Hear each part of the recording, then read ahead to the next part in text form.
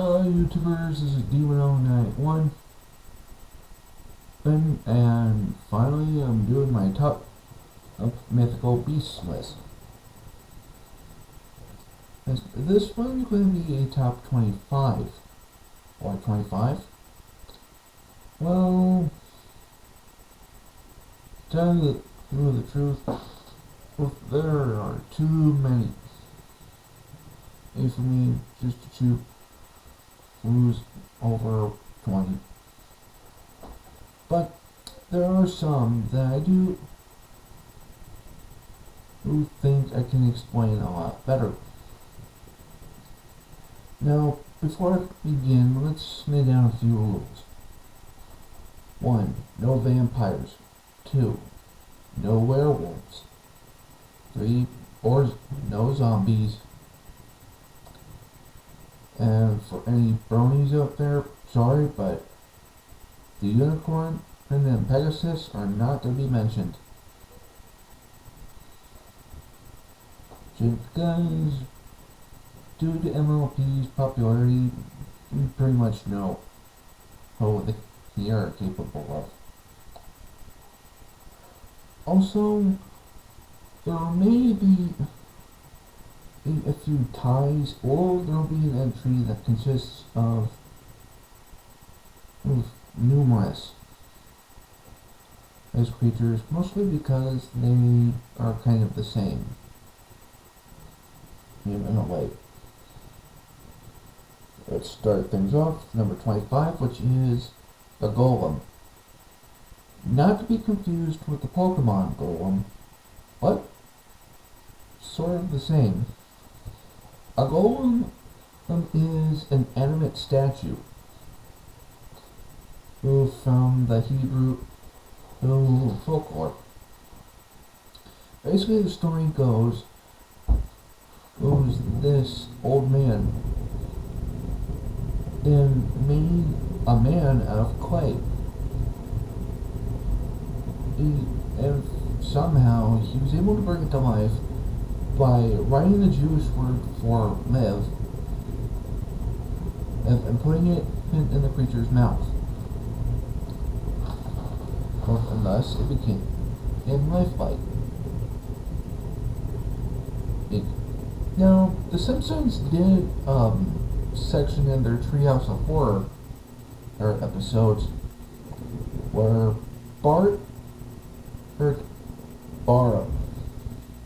borrows Krusty's golem and uses it to basically cause mischief. That is until Lisa writes down on a piece of paper that says speak, and thus the golem is able to speak.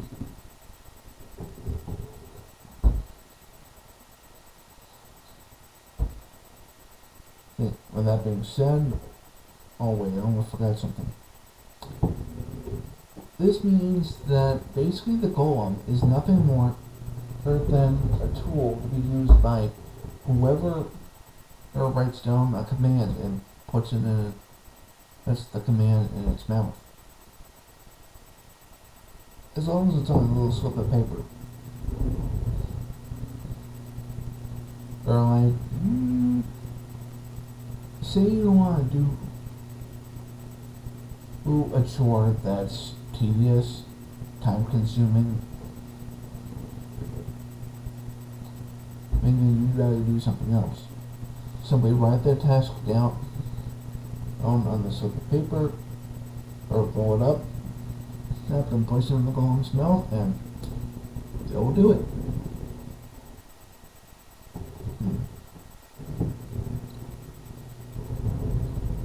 On to number 24, which is, surprisingly, the Loch Ness Monster. Do I really need to say anything else about this cryptid we don't already know about or can guess? We speculate a lot on what the Loch Ness Monster looks like.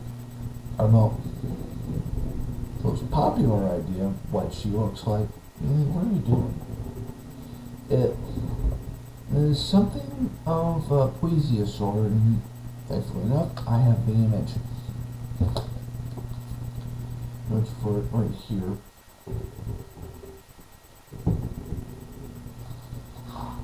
Oh, and by the way, this would be a golem.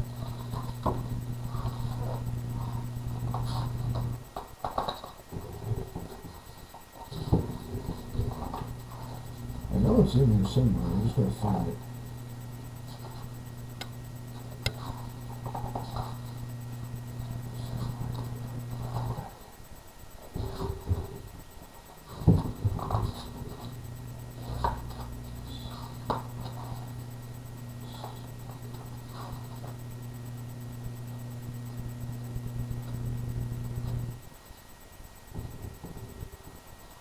Ah, there it is.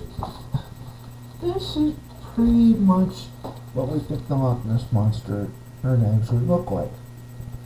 As you can see, it has a barrel-shaped body, huge flipper-like fins, a long snake-like neck, complete with a snake-like head, and sharp teeth.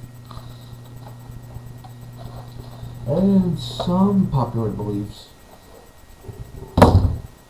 is even imagined an old Nessie to have, for some odd reason, these knob-like horns, turns like a giraffe. And I hope you can see that that's perfectly well, where my ring finger is. If not, I'll give you kind of another hint at it. Have you ever seen The Water Horse? That's pretty much a movie about the Loch Ness Monster.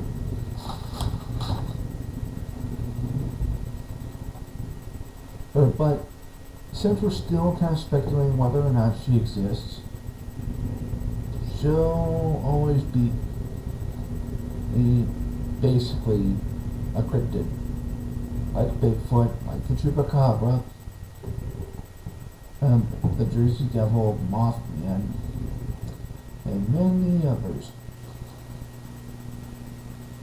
Now, let's go on from Scotland into Great Britain with the Yep Hound at number 23. The Yep Hound, for those of us who don't really know what it is, mine self-included, and I will look it up in a second. According to Wikipedia, it is a headless dog.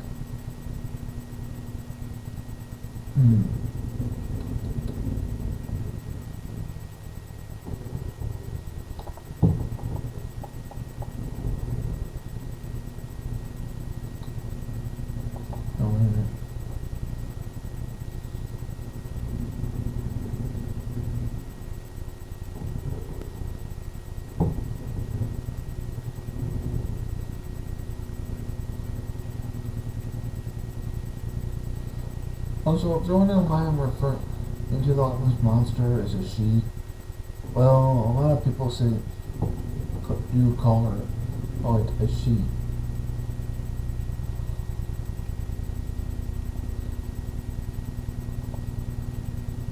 Oh, my search engine. I'm so slow tonight.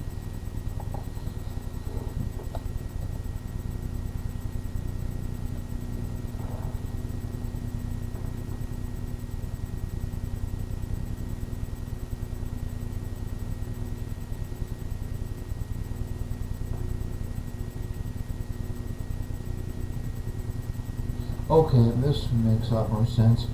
The Yep Hound, also called the Yellowhound, is a form of black dog, or hellhound, found in Devon folklore, which is basically Great Britain. The Yep Hound is a headless dog, said to be the spirit of an unbaptized child which rambles through the woods at night making wailing noises. Question, how on earth can something make wailing noises if it has no head?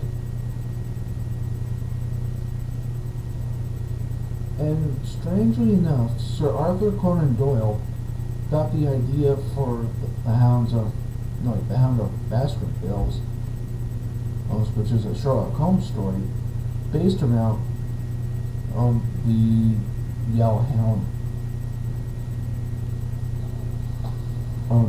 But that still doesn't quite answer the question. How can something howl, or bark, or make wailing noises, or even moan, if it has no head? Then again, I do, now that I bring that up, and it does bring a little bit of a question why the headless horseman could laugh without a head. Number 22. The phoenix or any variation of the phoenix, which includes the Chinese fan wong, the firebird, and some other birds kind of like this. We basically know what the phoenix is, but for those of us who don't know, I'll explain. The phoenix is supposed to be a magnificent bird that can live for 1,500 years, or something like that. It is pretty much immortal, but when it reaches the 1,000-year mark, it builds a nest out of herbs and spice pieces and lights itself on fire with its own flames, thus destroying it. But like Fox from Harry Potter in the Chamber of Secrets, yes, I've seen that movie, the phoenix is able to be reborn from its own ashes.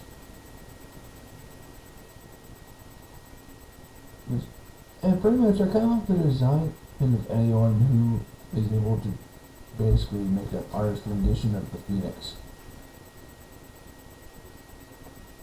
Yes, and Pokemon has actually got two variations of the phoenix.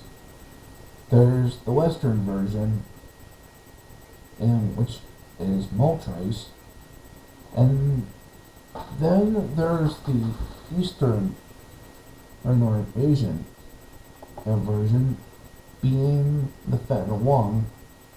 However,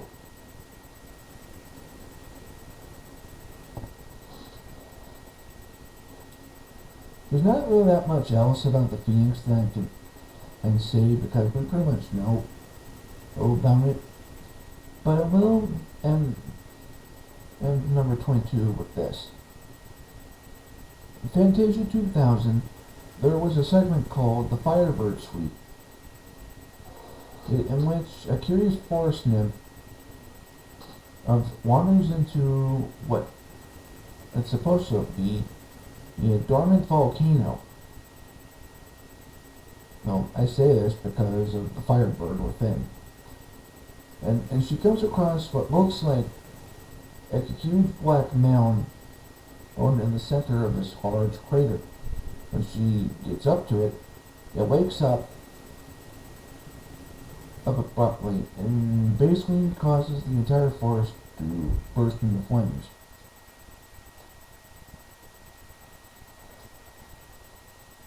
On to number 21, which is the Nemean lion from Greek mythology.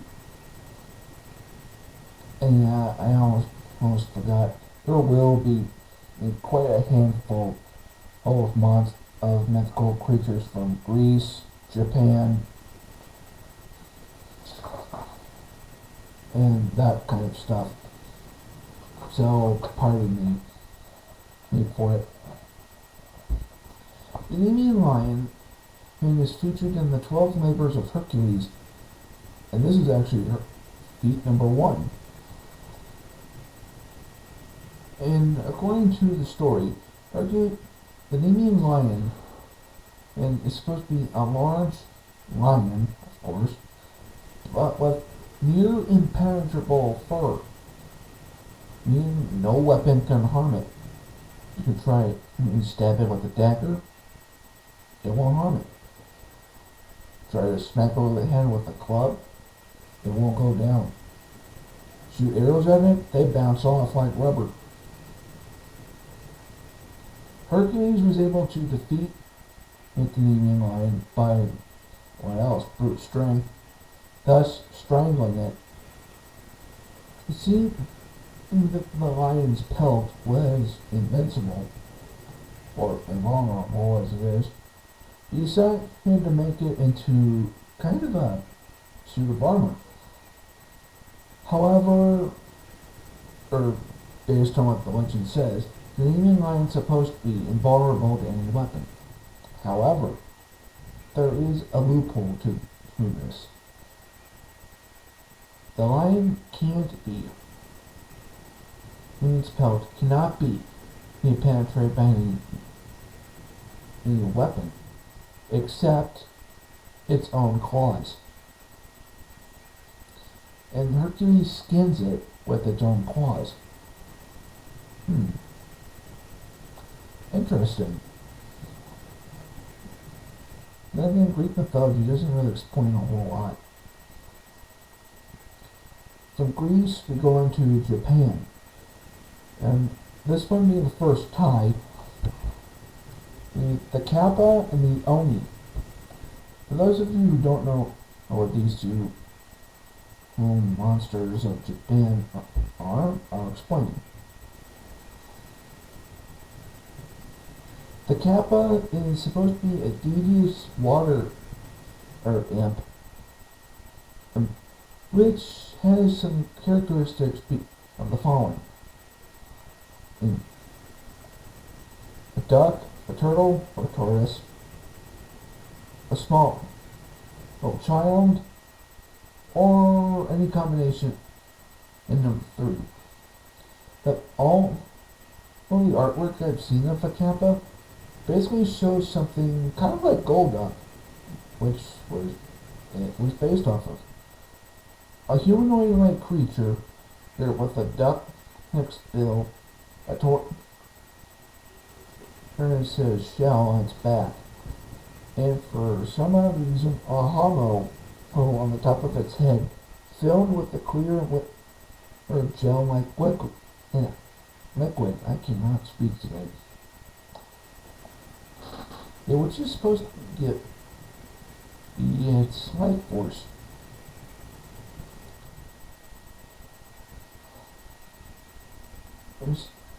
And the Kappa is well known for lurking waterways is around Japan, waiting for someone and the one or too close. It will snatch them, drag them underwater, or kill them and eat their entrails. However, there is a couple of ways to defeat the Kappa. One is by carving your name into a cucumber and tossing it at wherever Kappa would be hiding. Since, apart from human entrails, those cucumbers are one of a Kappa's favorite foods. Actually, they like them more than humans. The second is by basically bowing into it. Since it's an honorable custom, the Kappa will bow, forgetting that if it tips its head, even the slightest, that stuff that's in the hollow, what I mentioned before, will leak out, or weakening it, and thus can be overcome. Now as for the Oni, these are the Japanese versions of ogres. And once again, I'm going to the book.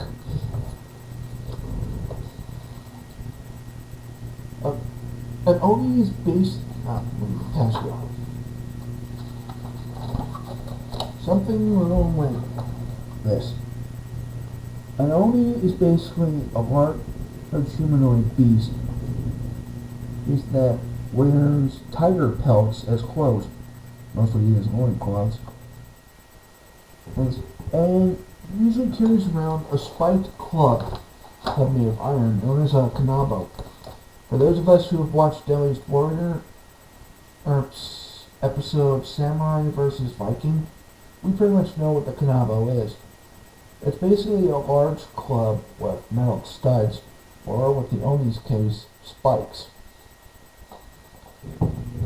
And there's actually an old saying in Japan, and when comparing to giving someone even more power, or they call it giving the Oni the kanabo.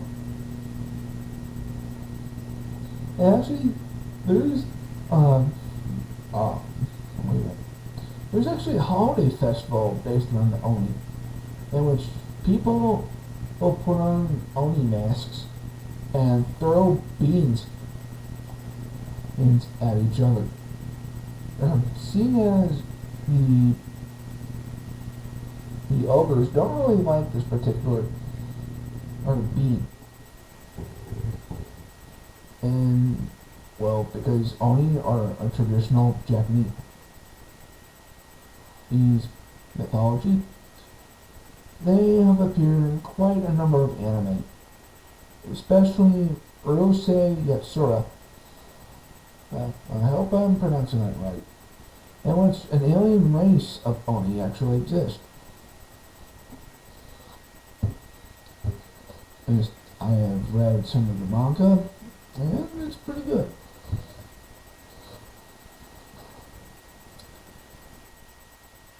Number 19, the salamander. And this isn't like the normal everyday salamander. This is a mythological creature from the Middle Ages, way when we barely knew most about the world. In a time where alchemy and magic were supposed to be the biggest thing, and compared to religion. And then one of the alchemy-based creatures were the salamanders. Now, these salamanders were supposed to look like what a fire salamander or tiger salamander looks like, except for a few alterations. One of them being that it has multiple legs, more than 4, or at the most, and 2, it can survive in the heat or fire.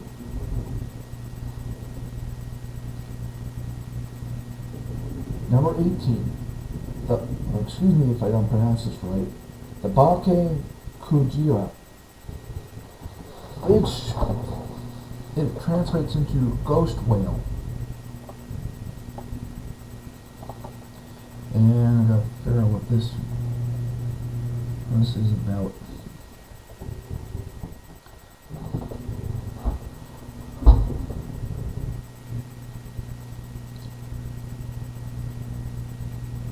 There it is. The Bake Kujira, literally meaning ghost whale, is a Japanese yokai or ghost or demon, and from western Japan. It is also said that it likes to eat the rice from farms. It supposedly be a large ghostly skeleton of a whale, although is said to be accompanied by strange birds and fish. The Bake Kujira is 60 feet long and lives on the Japanese coastline, and is supposed to be highly aggressive. And apparently there's a story in which a fisherman tries to harpoon it, but it doesn't affect it. Other stories say that the Bake Kujira brings a curse and general misfortune to any area where it is spotted. So this is actually pretty unfortunate for the Japanese, especially any Japanese whalers or anyone who's still whaling.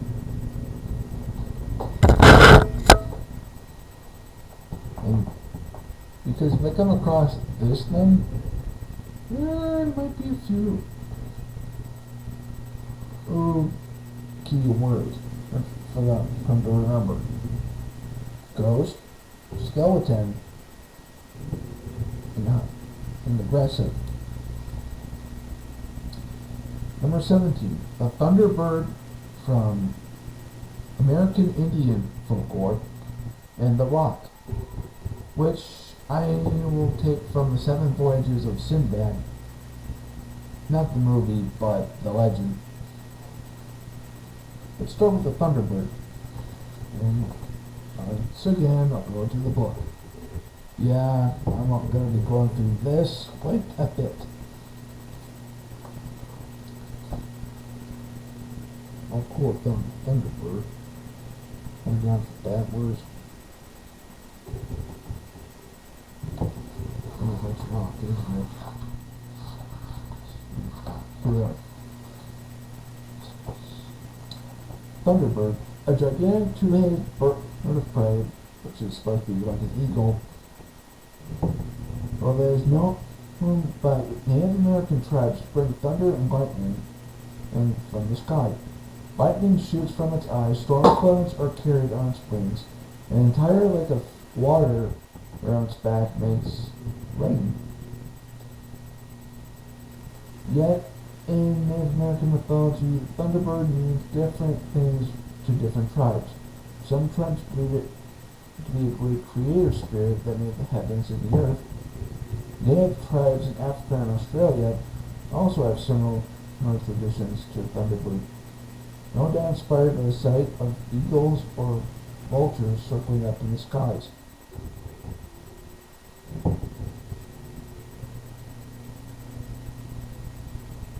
And there's a place in South Dakota called St. Peter's River.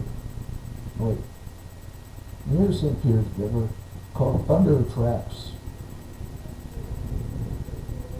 which the tribes there believe that there have been huge footprints made by this thing.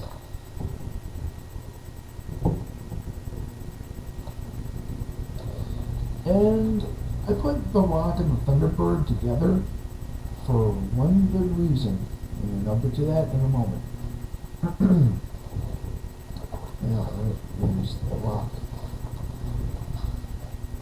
By the way, rock spelled on either R-U-K-H or R-O-C.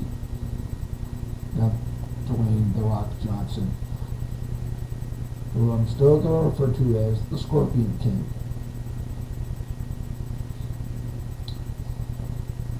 Okay, here's what it says here.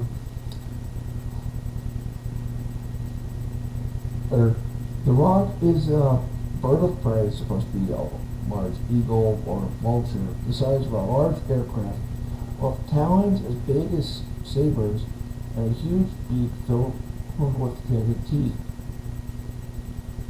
Ancient Persians imagined this creature and called it the rock, and said to live in Madagascar. Sure, where else? Oh, it's supposed to be the ultimate storm bird. When it appears overhead, day turns to night, thunder roars, lightning flashes. The beat of its wings causes terrible winds to sweep across both land and sea, sinking ships and devastating all in its path, including great trees and buildings. The rock builds its nest in a fabulous jewel-filled valley. It lays gigantic glowing white eggs. Sailors or treasure hunters are seized in its talons, torn to pieces, and fed to its young. However, the rock is also known by another name, and it's also known as the elephant bird. And take a guess why.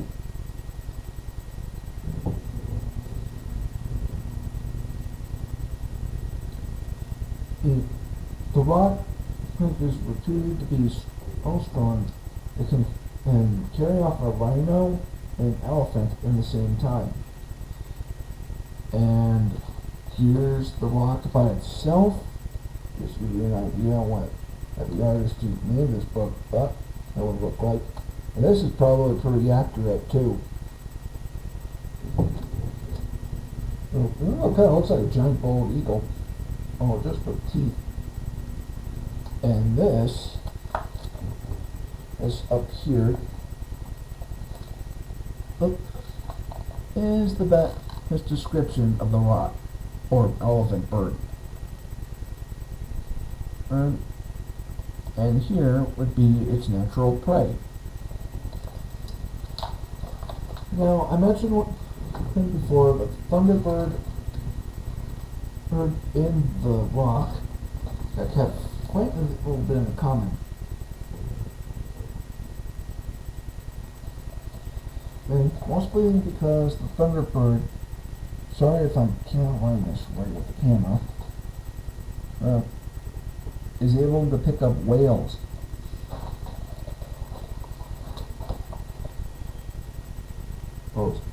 So yeah, we got two giant birds, and both are able to pick up incredibly heavy animals.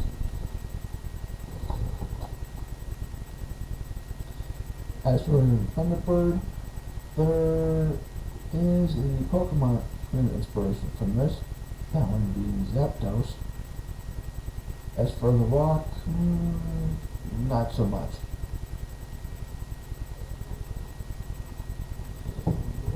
Number 16, Cerberus from Greek mythology. Now, for those of us who have taken classic mythology, or are getting into it, Cerberus is supposed to be the guard dog to Hades.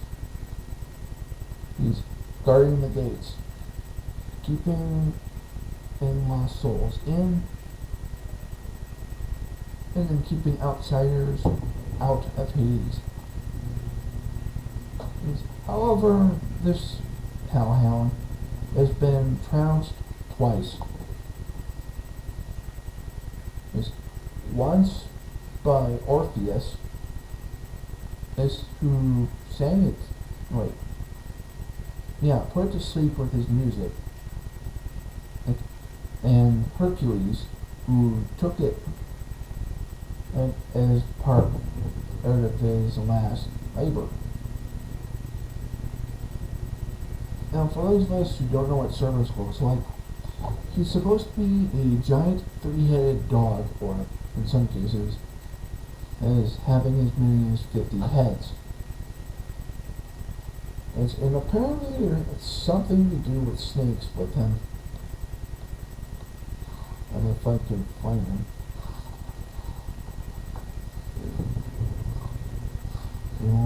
Pegasus. Here it is, Cerberus. Though I do not like this image of the Cerberus, I will show it.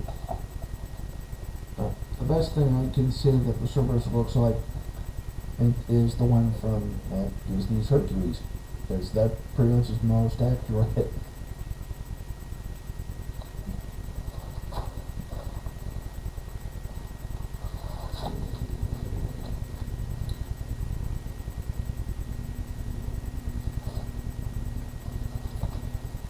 Okay, number 15, also from Greek mythology, the Chimera, which, being noticed in this book too, which is actually kind of a mythological little classic, being a mix-up of various animals. There's a lion, a goat, ram, and either a dragon or a snake.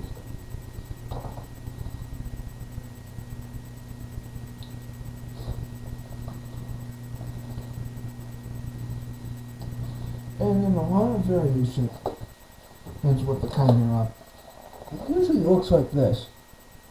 As with the body mostly being the lion, the goat head being behind the lion's head, and the snake being the tail. Or there's one variation where the Chimera has the head of a lion, the back legs of a goat, and a snake for the tail.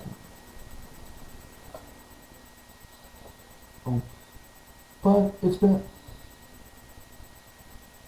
mentioned in one of the well-known Greek myths mostly about the hero Bellerophon,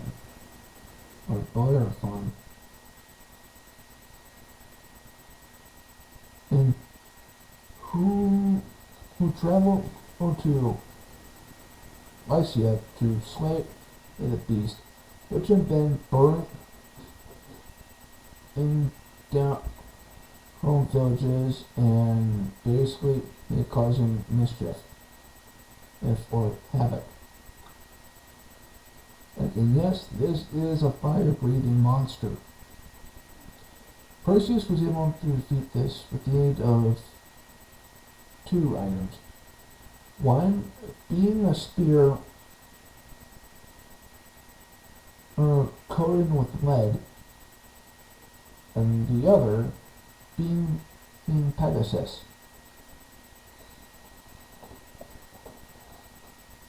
Yes, Bellerophon was able to kill the beast by plunging the spear down on the lion head's throat, and due to the heat, the lead melted inside it, thus poisoning it to death. And it should be noted that the chimera is actually kind of a word of itself, meaning in something that's mixed up of other items. Or it can be, or it's an actual animal, but not like this. It's a deep sea fish with a large head, big eyes, and a whip-like tail, also known as a ratfish.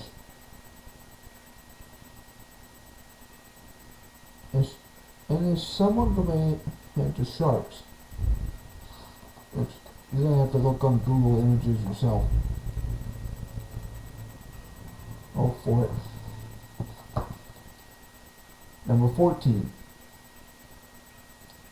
Now, going back to my top obscurest monsters from last Halloween. But yeah, one of the Halloween before. I mentioned one mythological monster from the land down under, being the bunyip. But for number 14, I've decided to give my opinion of another Australian monster, the Yaramayahu, which is a pint-sized vampire, a creature. Yeah, I know I'm breaking my own rule here by including a vampire. That's supposed to be blood red in color.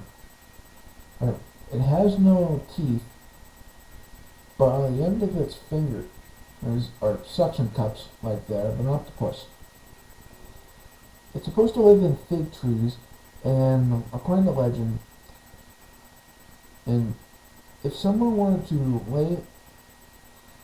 sleep in the shade of a fig tree, the Yaramayahu will jump down and swallow you whole. It will drink some water, or nap for a bit, regurgitate you. You'll come out a little bit smaller and starting to turn red. And it will continue this process until you're about the same size as it. And you actually become a Yaramayahu yourself. I've looked on Google Images. There are a bunch of images of it. All of which are pretty much the same. A small, childlike creature with a large gaping mouth and suction cup fingers.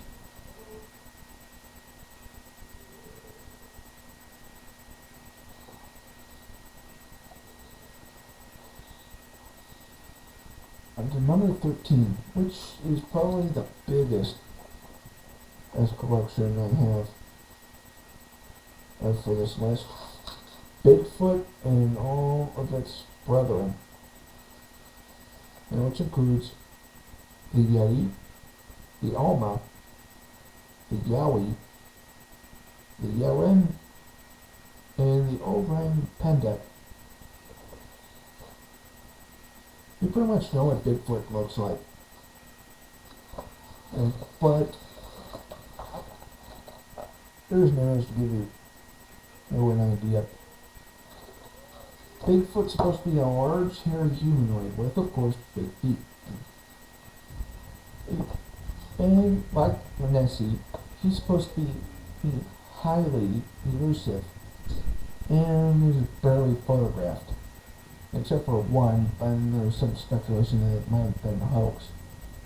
Now, of course, we also know Bigfoot from the Slim Jim commercials. But I have a conundrum here. That Bigfoot seems to look a lot like, this one from Harry and the Hendersons.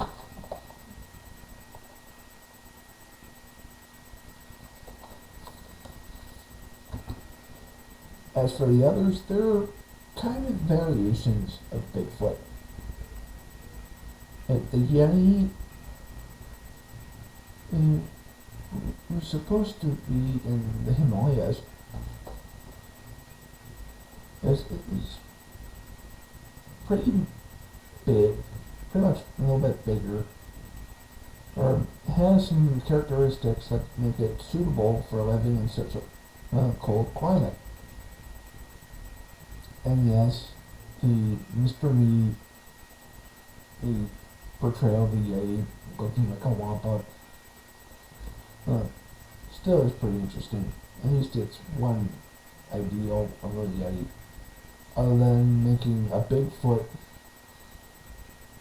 like creature just with blue skin and like fur or like hair. Although there is one kind of variation of the Yeti, being the abominable snow monster from Rankin Bassett, Rudolph the Red-Nosed Reindeer, and the abominable snowman from the old Looney Tunes cartoons.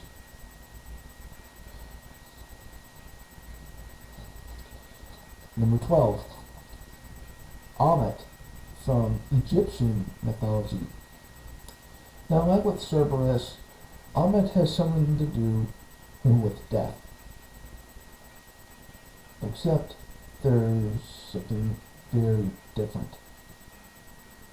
While Cerberus guards the gates of hell, Amet is kind of a side in character in the court of the dead. According to Egyptian mythology, when you die, you're put on trial in front of Anubis, Thoth, Ra, and Osiris, or something like that, where your heart is weighed with an ostrich feather. Now, forgive me if I mix this up, but I believe that if your heart is heavier than the feather, that means you've lived a very just life, and thus can go on and live it peacefully in the afterlife.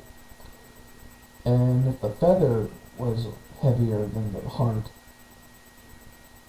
your soul and your heart would be eaten by Amet, which is the Egyptian version of the Chimera. Except rather than being lion, goat, and serpent, Amet is lion, hippo, and crocodile, meaning it has a crocodile's head, the front half of a lion's body, and the back half of a hippo. Oh, yeah, imagine that. And waiting for you in the afterlife. Number 11 is pretty much a strange kind of creature. And I'm still kind of skeptical about its origin. This one being the Peluda from, believe it or not, France.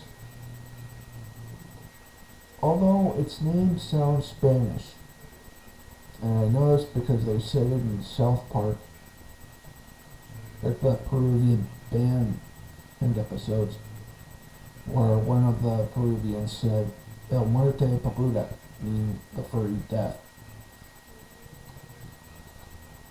And and from what I can recall, oh, the peluda is supposed to be a large, it's almost dragon-like creature, with a serpentine head and neck and tail, tortoise-like feet, and its body is supposed to be covered in a shell of quills, nose and spikes. And once again, let's go to Wikipedia. I have information for where to go.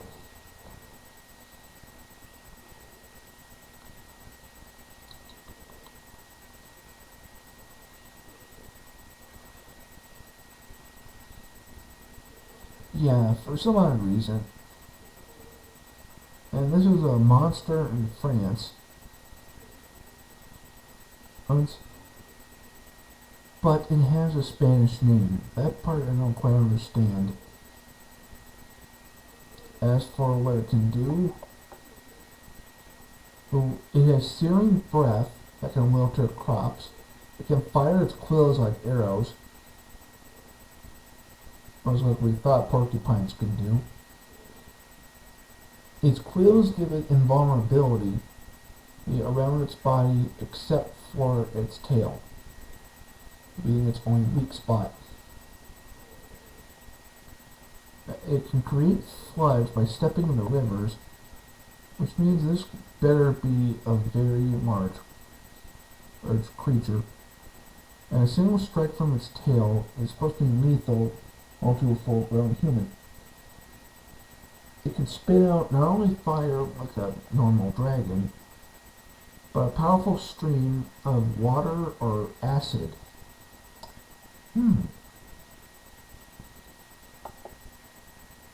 That's pretty interesting. Now on to number 10. Let's see. Tsukumogami from Japan.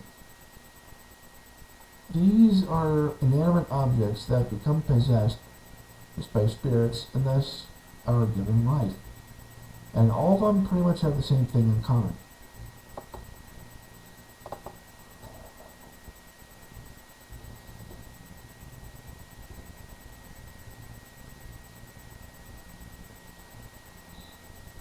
When being a large eye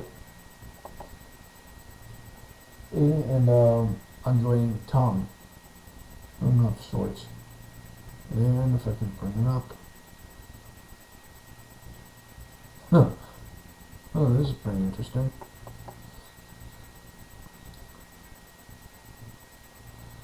The Tsukumogami are yokai in which have become very popular in Japanese folklore. Since the 10th century, today it's a term generally understood and to be applied to any object that has reached their 100th birthday and thus becomes alive and self-aware. And the Tsukumogami are animated household objects, such as kettles, umbrellas, shoes, and there's actually quite a lot of them. Let's see.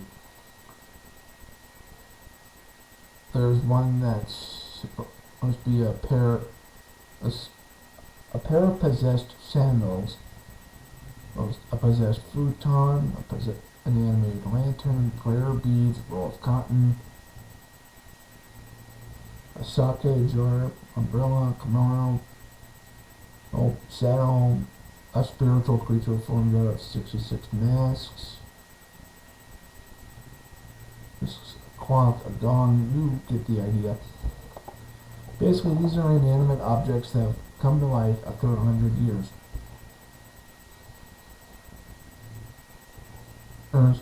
And the best kind of fan art I can, the best kind of artistic depiction of these I can pretty much think of, you'll find on Dark Sylvania's DeviantArt page. And he is a power mon known as Arnobble, which actually takes on about 6 different forms depending on what the spirit possessed.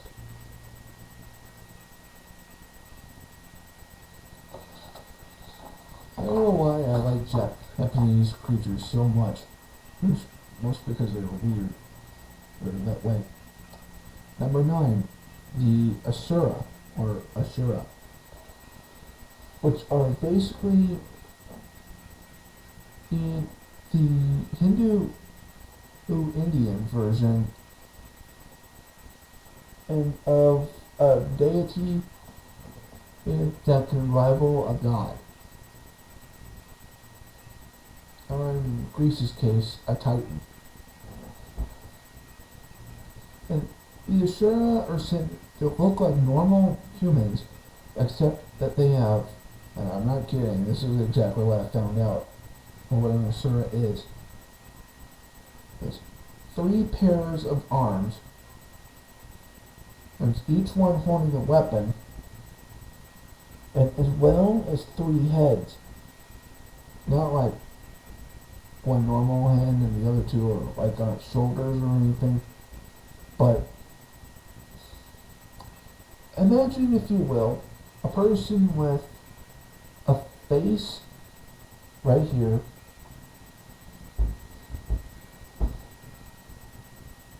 here,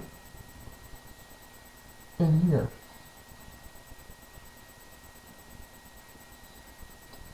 Yeah. Now, the reason why I put the Asura at number 9 is because, well, I've read a little bit about them in a world mythology book, but there's something I found even more interesting. In the popular manga series Ranma One Half, there apparently is a legendary spring, and translated it as the spring of the drowned Asura, and that anyone who falls into the spring, drowns in it, or bathes in it, it becomes the Asura when doused with cold water, and back to normal when doused with hot. For those of us who've seen Ranma One Half and have read the manga series, we basically know how this works.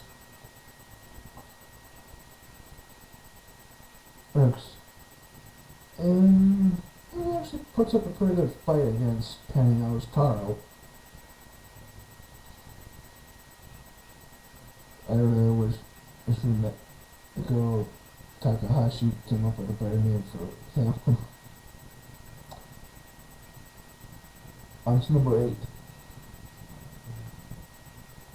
And this one originally started in the Arabian Peninsula, but pretty much it's known worldwide. That being the genie, or Dejin, as it's probably pronounced correctly. And we basically know what a genie is from watching Aladdin. An all-powerful entity that can grant wishes. However, there are some rules that come with these wishes.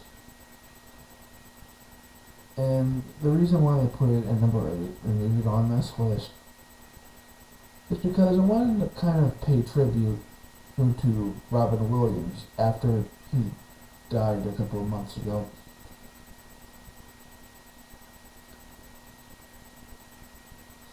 I've always found from the stand-up comedy hilarious, especially with those different voices. I love his voice work. I love watching movies with him, especially Hook. Like, I've seen Huey Moore's tribute to him.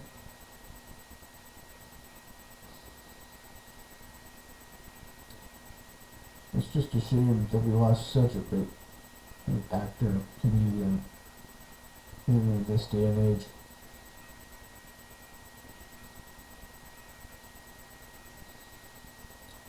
But let's get back to the list. For those of us who know, or from watching Aladdin, and we believe that if genies actually do exist, this is probably what they're going to tell us. Us in terms of asking for wishes.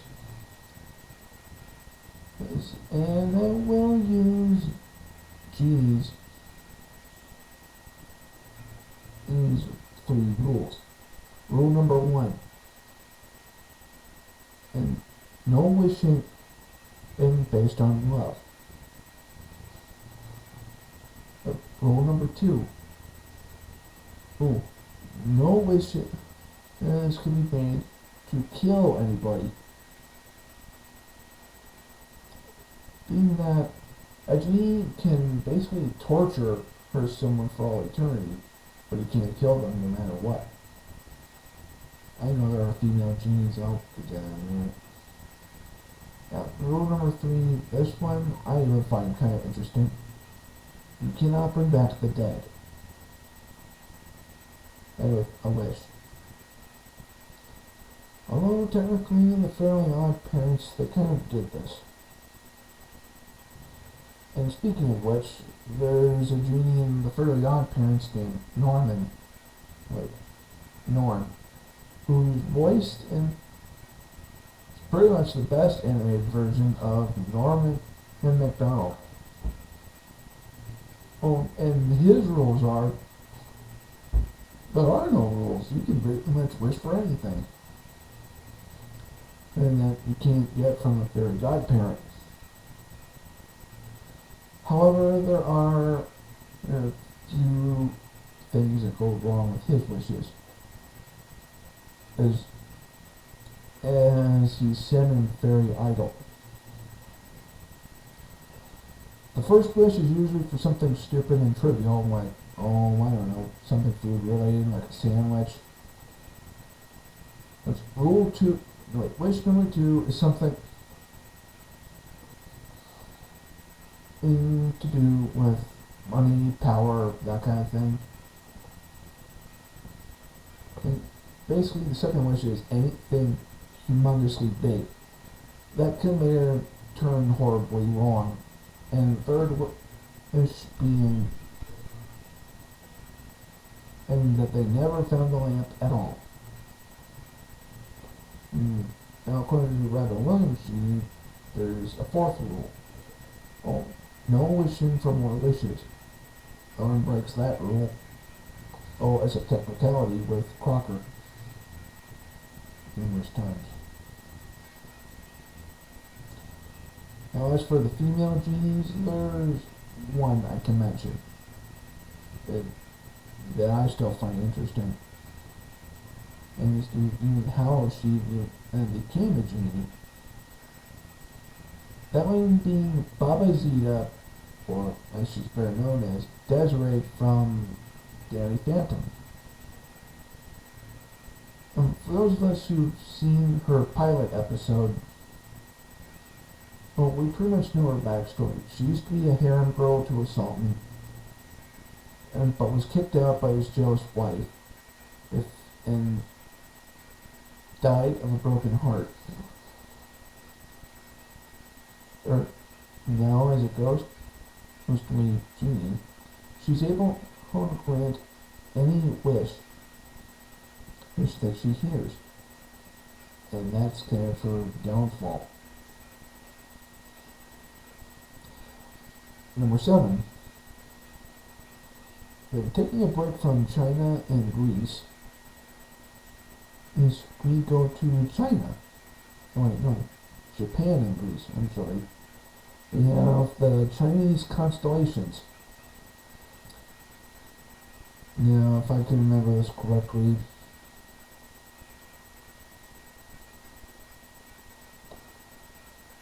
the Black Taurus of the north, the White Tiger of the west, the Vermilion Bird of the south, and the Blue Dragon of the east.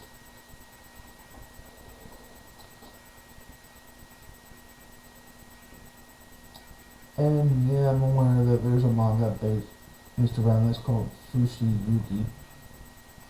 You've never read it or seen the series, but I'll stick with normal mythology.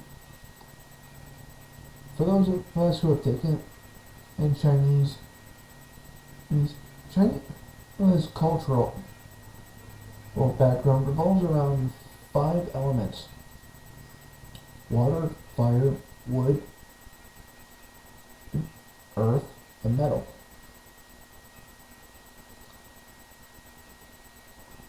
And this is pretty much how I see in the constellations as is. The blue dragon represents water, the black Taurus represents wood and or earth, the white tiger represents either metal or earth, and the vermilion bird represents fire. And I think there's like a fifth one, but I'm not quite sure. In the Digimon series, there's a group known as the Five Sovereigns. All of which are pretty much based off of these creatures. Azumon, Xiaomon, Ibanumon, and yeah, it's been a while since I've even seen or even heard of Digimon. And we'll leave you off from that one with this. These are supposed to be like the points of the compass. And entries number 6 through 1. I put the thumb this high because of a few things that a lot of us might find interesting. Number 6, Namazu of Japanese mythology. Now, we know that living in Japan comes with a few natural disaster hazards, such as tsunamis and massive earthquakes. However, according to the mythology, Japan has an explanation for all the earthquakes. This being in the form of Namazu, which is supposed to be a gigantic catfish, who is actually pinned down with the country of Japan by one of the gods. And the stirring of this catfish causes the earthquakes, makes that occur.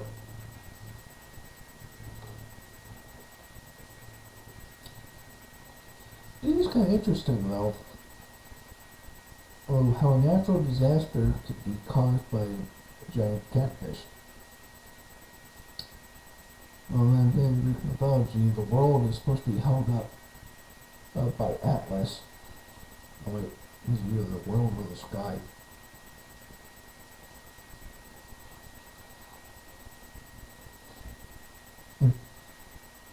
On to number 5. This one is a classical Greek monster that has become the first thing people think about when they hear the word Gorgon, or the name Medusa. Now we all know what Medusa looks like. A supposedly attractive looking young woman, but with scaly skin and withering snakes for hair, and in some cases bronze claws and brass wings. Basically any variation and out there of Medusa is pretty much what she looks like. Either she being completely humanoid or being part snake. All of which have the same thing in common. Her eyes. According to mythology, and this one's still being used, was with the remake of Clash of the Titans and Percy Jackson. Anyone who looks into the eyes of Medusa are instantly turned to stone.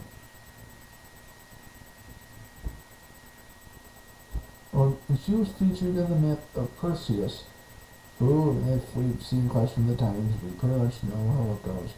Perseus is set at the head of Medusa,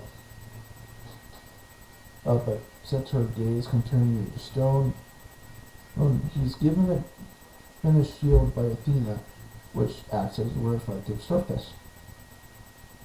And while Medusa is either asleep or not looking, he chops off her head, and he uses it to pretty much save Andromeda from being devoured by either, or in the original mythology, Cetus, which is a giant sea monster, or as the movie would take it, the Kraken. An interesting note from Medusa herself, quite a few things happen. From her neck, from her severed neck, comes Pegasus and a giant with a golden sword. But then it's also said that when blood drips out of Medusa's severed head, and snakes, and in some cases scorpions, appear from wherever her blood is spilled. And even though Medusa's head is severed, her deadly stone gaze is still active.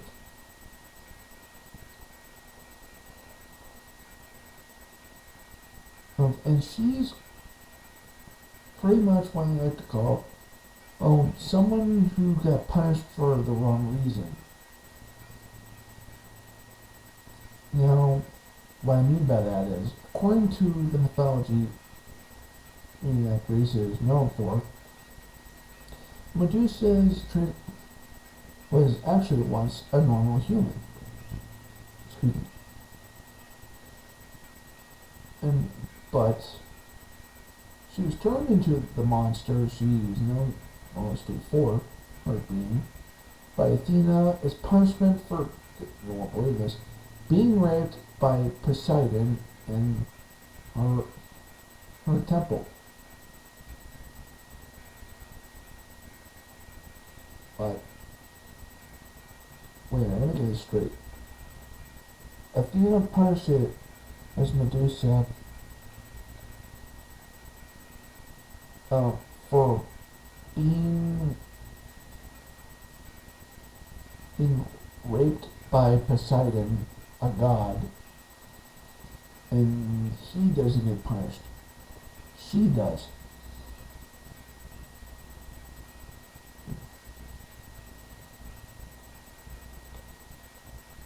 Yeah, somehow it still doesn't make any sense to me.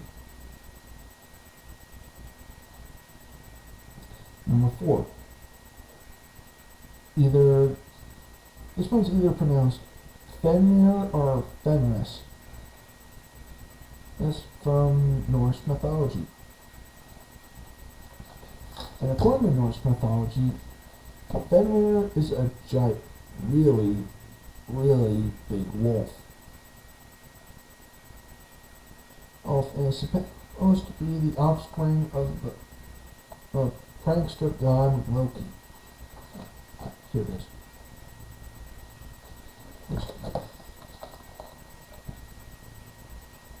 Fenrir's savage nature and ferocious appetite, this terrifying and devouring wolf of Norse mythology grew so strong that normal chains couldn't hold it. And he was one of three children and born of Loki and a gigantus. Yes. Fenrir grew so rapidly that even the Norse gods, or Aesir, Aesir, began to fear her for their lives. Finally, they forged two heavy iron chains, and twice they challenged Fenrir to a test of strength and bound him. But as soon as the chains were in place, Fenrir simply shrugged his great shoulders and broke his bounds with ease. He was finally bound with a magic ribbon called Gleipnir. Man, Norse mythology is kind of funny like that, how they have a name for every item. And according to Norse mythology, as prediction, and this is relevant to a lot of different theories, these mythological perspectives. Fenrir is destined to escape during Ragnarok, the end of the world, when he will swallow the sun and kill Odin, the Norse equivalent to Zeus.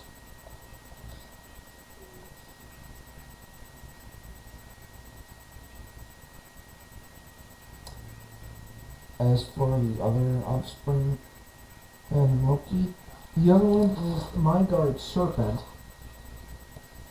which is supposed to be a sea serpent so big that it can encircle the entire globe and bite its own tail.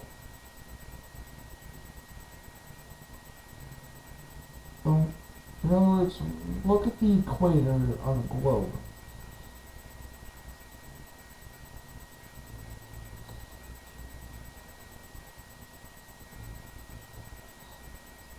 Now, I said that Ragnarok would be relevant in the mythological aspect because there are different variations to how the world would end. There's of course the apocalypse. That's the Mayan calendar prophecy that failed. With December 2013 would issue the end of the world. Mayans, you are way off.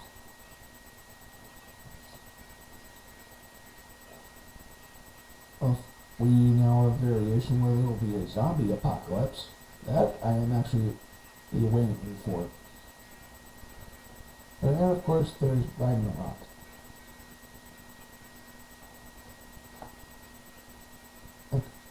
As for the ribbon itself, it was made by some of the most impossible items that I could find in Alice and Moth.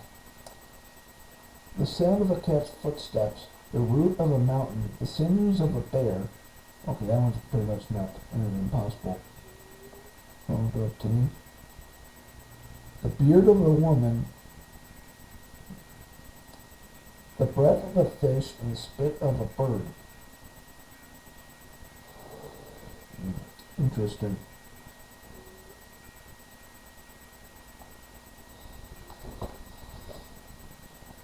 Number 3, the Simurgh of Persian mythology. The Simurgh is supposed to be known as the king of birds.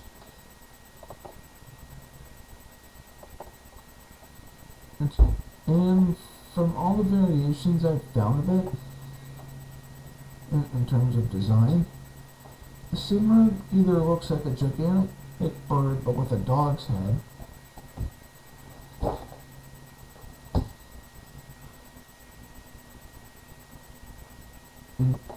or something close to the phoenix, but bigger.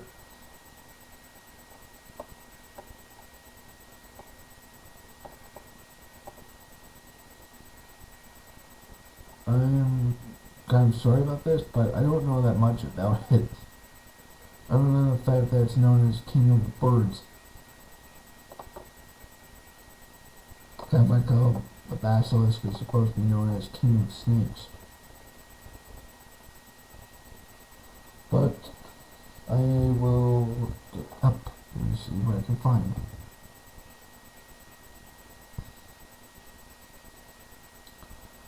A benevolent mythical flying creature, and has on numerous variations of its name,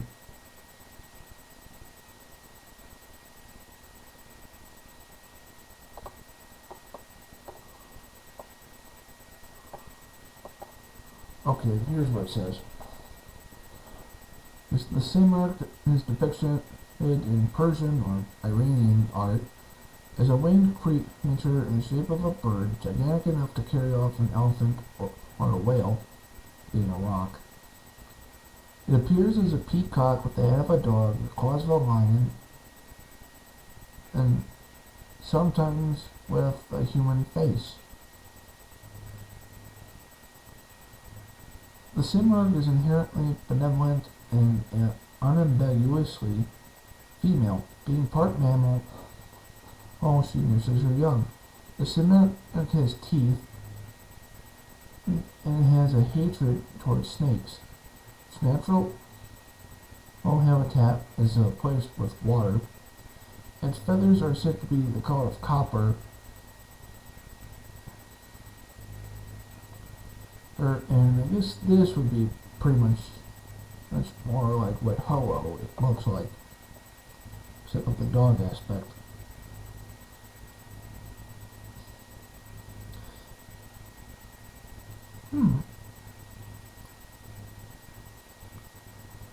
Iranian legends consider it to be so old that it has seen the destruction of the world 3 times over. Wait a minute. Destruction of the world 3 times over.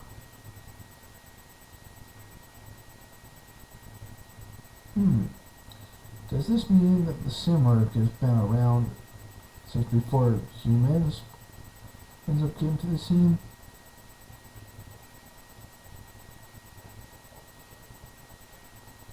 Because if I remember correctly, there were, according to Earth's biological clock, there have been 2 times before the world was gone into destruction. Anyway, the Simurgh learned so much by living so long that it is thought to possess the knowledge of all the ages. Meaning that since it's immortal, it can learn. It has learned so much that it has become all-knowing and all-wise. One legend states that it was said to live 1,700 years before plunging itself into flames, much like the phoenix. It's considered to purify the land and waters and hence bestow fertility.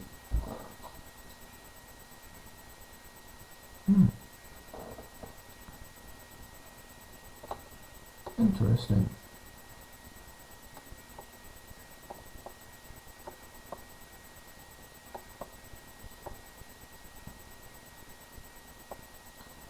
Actually, this is very interesting. And number 2 is a trio of monsters that come straight out of the Bible. And coincidentally enough, they are also the 3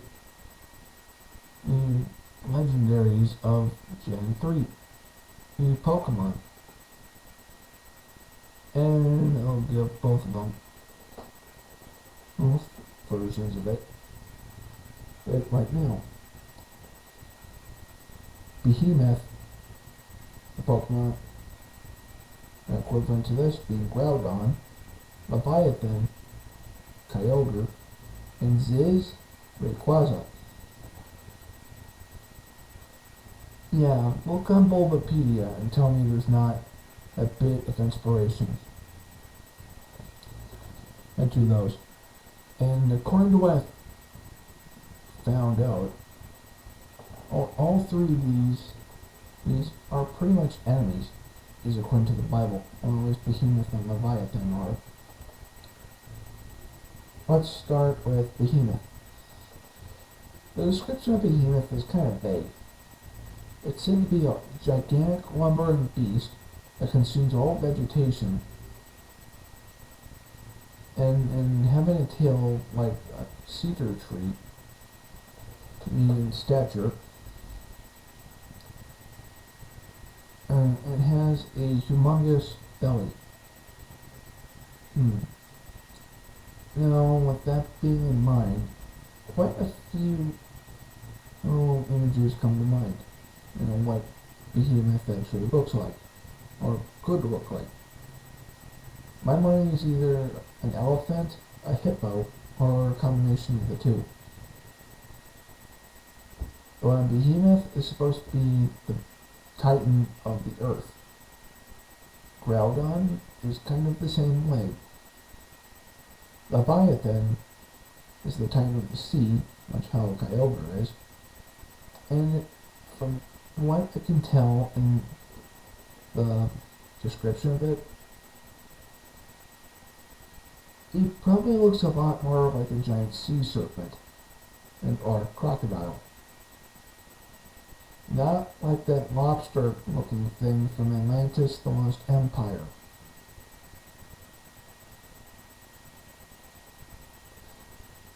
I'm sorry, but that is just plain old stupid looking. As for Ziz, Quasar, isn't exactly what I mentioned, what probably understood lightning.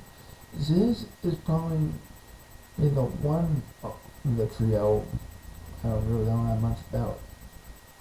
Other than the fact that it's supposed to be the Titan of the skies, and is the only thing that can stand between Behemoth and Leviathan when they collide. According to Wikipedia, it's supposed to be like a giant bird or a giant griffin.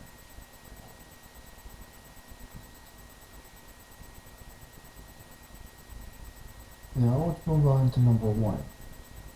And this tie is from Greek mythology. They are the reason why there are monsters in Greece. Typhon and Echidna.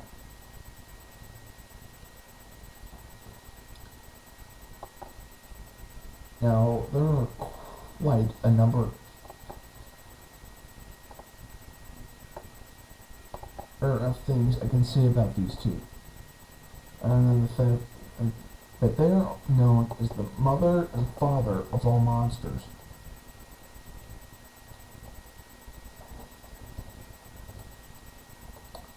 And if I can bring either of them up on Wikipedia, I can tell you exactly what are their offspring.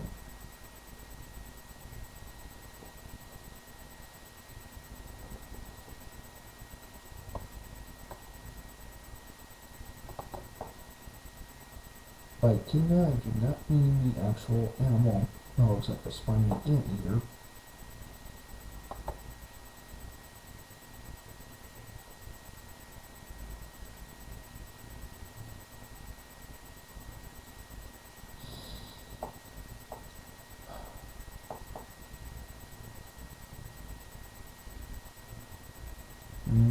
Okay, let's start with the mother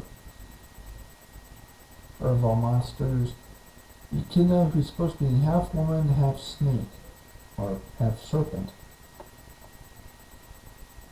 And with Typhon, and her offspring are Arthurus, the two-headed dog which guarded the cattle of Geryon, the myths from Hercules, Cerberus, the Lernaean Hydra, also from Hercules, the Chimera, the Caucasian eagle, which tortured the Titan Prometheus,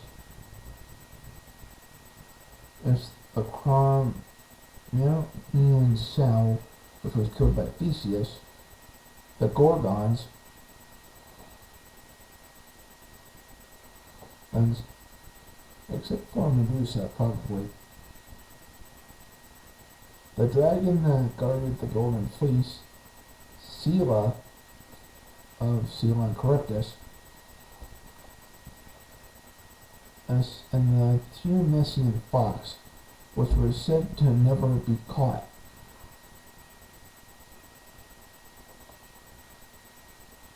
And among their other offspring include the Sphinx from the story of Oedipus, as the Nemean lion, and Ladon, which was the 100-headed dragon that guarded the golden apples in the garden of the Hesperides, or Hesperids.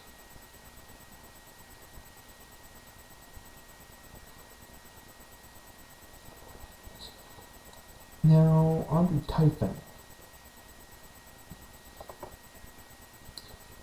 We got the word typhoon from his name,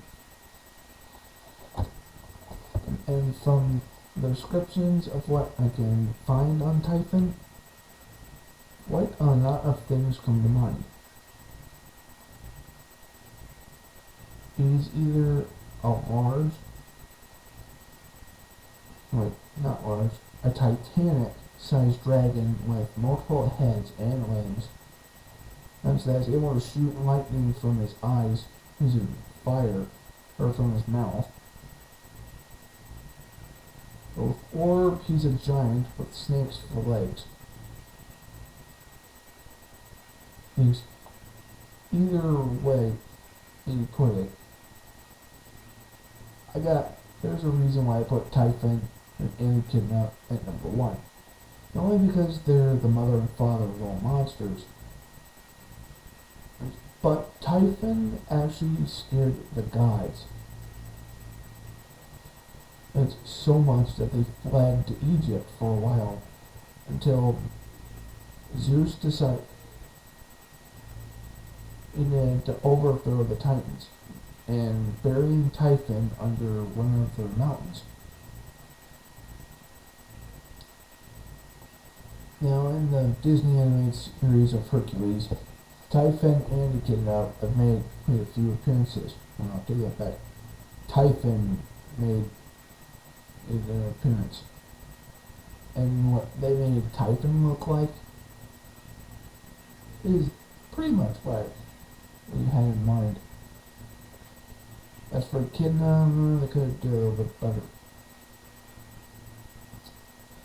And that's it from my list of the top 25 legendary mythological creatures. This list was long-awaited and a little overdue, but it took a while for me to find all the ones I wanted to use.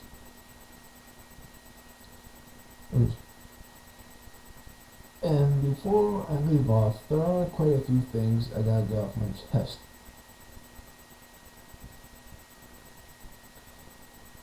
It's mostly about what's going on in line with the Five Nights at Freddy's game.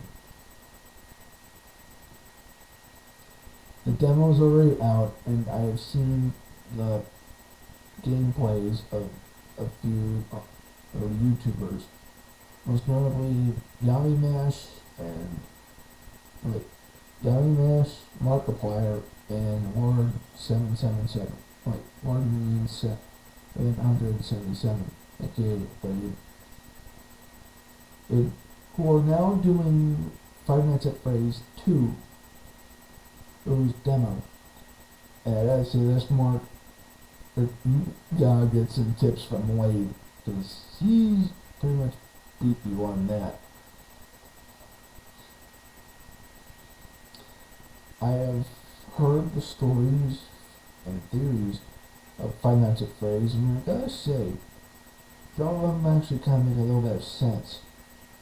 Especially after I heard the song. After I heard the song the first time, it got me thinking, wait a minute. Does this mean that the animatronics are actually possessed by the souls of the children that were murdered in Freddy's?